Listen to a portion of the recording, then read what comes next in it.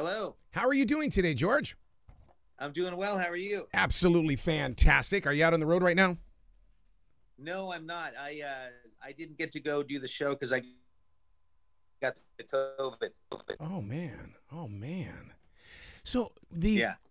man, I hope everything turns out okay for you there, bud. Yeah, I'm at the end of it. I'm doing fine now. Isn't that kind of strange? The past couple of years, I mean, even Anthony Fauci said, he says we're all going to get it. We just don't know how we're going to get it. Right. Yeah, yeah. Well, I gotta tell you, your live video is so catchy. I mean, the attraction when it first opens up, that stage, and then all of a sudden, here comes the song, and it's a damn good song, dude. Oh, thanks, man. There's a global appeal about it. I feel. I mean, what were you guys thinking when you brought Alive together? Because I mean, it really does sound like it can be dropped in any country, and everybody's going to attach to it.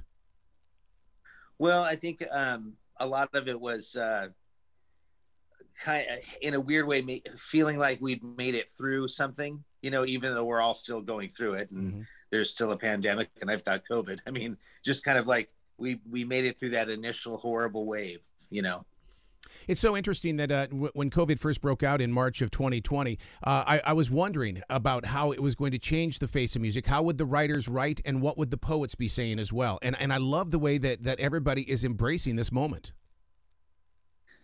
Yeah. Well, yeah. And interestingly enough, like some of it was done before all of this and before we got shut down. Because we all had gotten together to do this project to record this other song. And this was almost like another thing we were working on. But then after we all got back together, after the pandemic kind of stuff was over and started working on material together, this was the one that was like, oh, wow, this like you said, wow, this is really something. This is a really good song. Was it like getting back up on a horse, or was it like, oh man, we haven't played together face to face in such a long time. We've got to retrain our skills. Well, we have in the past taken great pride in the fact that we don't have to rehearse and we can just show up and play a show. And it had been a while. And just the other day, 4 of the 5 of us got together and we played through one of our songs, and it honestly was the worst we've ever sounded, and we were laughing so hard because there was just nothing to do. It's like, you know what? I don't think I can fix this. And so we decided not to play it. Oh my God. God. Yeah, no.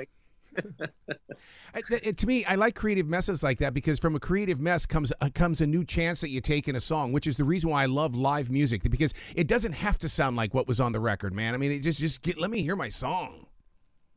Yeah. Yeah. It's funny because there's we come from an era of duplicating the recording perfectly live, but also like you're saying, just kind of going for it. And we kind of split the difference, because there's a lot of songs where we say, okay, for this middle part, there's no rules. We're just playing. And how we cue each other back in every time isn't even the same.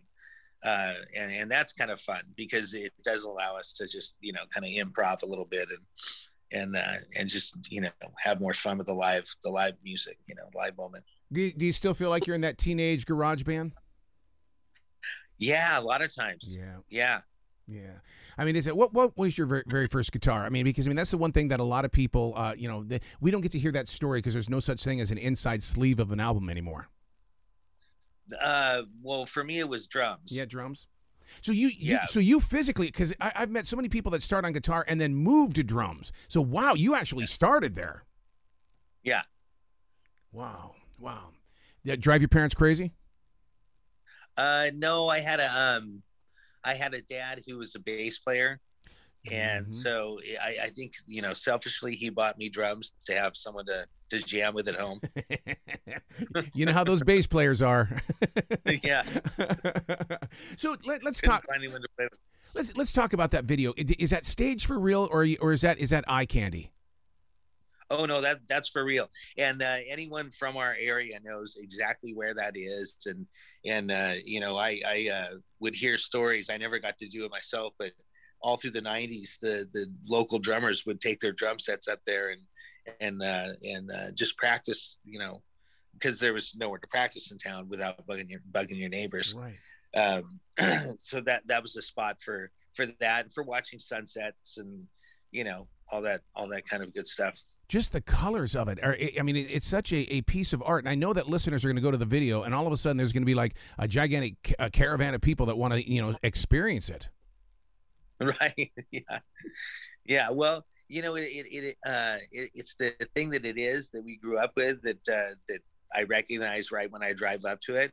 But then there's something about how the camera caught it and how the colors all pop off of that thing, that it's like they're extra bright. And there was very little editing. That's all of our phones. That's not any professional camera gear or anything. That was just a bunch of phones. Oh my God, dude! I mean, it's almost like the musician in 2022 has become their own promotion company, their own video making. I mean, you guys are in total control. Yeah. Yeah. Yeah. Well, we do have for the launch of this EP, the help of our label Pavement. And that is doing a lot that beyond our reach, because they have the ability to reach people on an international level. Yeah. So that's been kind of fun with this last release. 25 years ago, when you guys first chummed up and stuff like that, I mean, the EP was, well, they didn't really talk about it, but I mean, nowadays, I mean, the EP seems to be that one thing that we're gonna push it and we're gonna get out there like it's an album.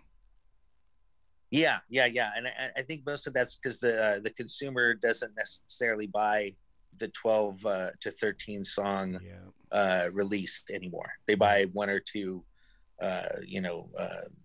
downloads from the release. Yeah. So, do you think TikTok will affect music, or has it affected your music and stuff like that? Knowing that people sometimes only want 1:45 or even 2 minutes.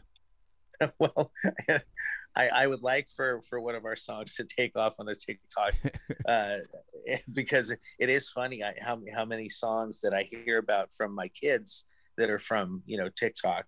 It is the way a lot of artists are having a hit now is through that. So yeah, all it takes is one influencer to do a dance to a live, and we're good. Oh my God. I mean, I do dances for high schools and middle schools and stuff like that. And they're endlessly bringing me their phones with the TikTok, say, play this song right here. And you're going, what are you talking about? Let me play the original for you.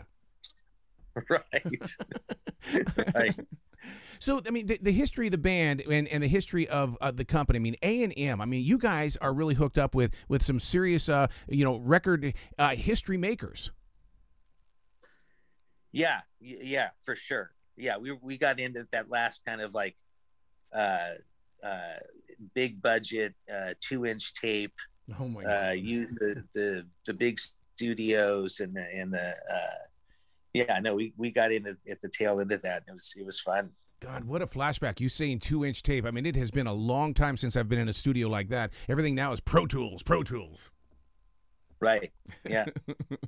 So now, being a part of a Carpenters tribute, I mean, I grew up with the Carpenters. I was loud and proud with it, but so many people didn't admit that the Carpenters were like on their list of favorites. Yeah, I have to admit that I learned why all of my musician friends were really into the Carpenters, and only because it was what my parents listened to. Yep. And sometimes you don't even register that. That's just like, what they have on.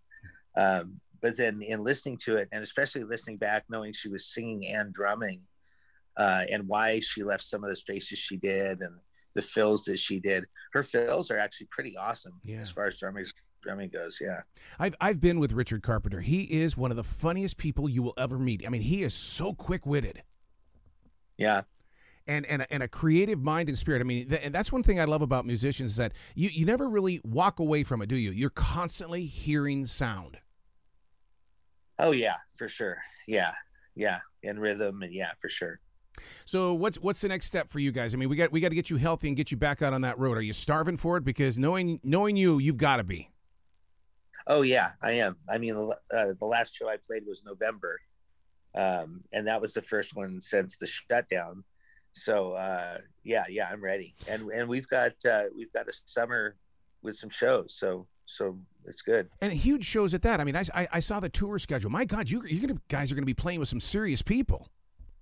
Yeah, Yeah, it's fun. Is it? Yeah. It's interesting how the tours really embrace the '90s into the new millennium, but yet radio stations haven't jumped on that as much as what they need to. I mean, it's a time period that we all need to get back into. It is, yeah, because the shows are definitely they're geared toward that, and the people want that. So, yeah, for sure. So, where can people go to find out more about you, George, and the band and everything else you guys are doing? Because I've got a bunch of information here, but they can't see it. Well, the Dishwalla.com has got all of our tour dates and all of our release information and how to get our how to get the EP. Um, and then our Facebook is our name, Dishwalla on Facebook. Excellent. Well, man, please come back to this show anytime in the future. When you guys come to the Carolinas, man, we got to get out there and get some barbecue. That Southern barbecue is good stuff. Oh, heck yeah, would love to. Excellent, dude. Well, you be brilliant today, okay? Okay, you too. Thanks.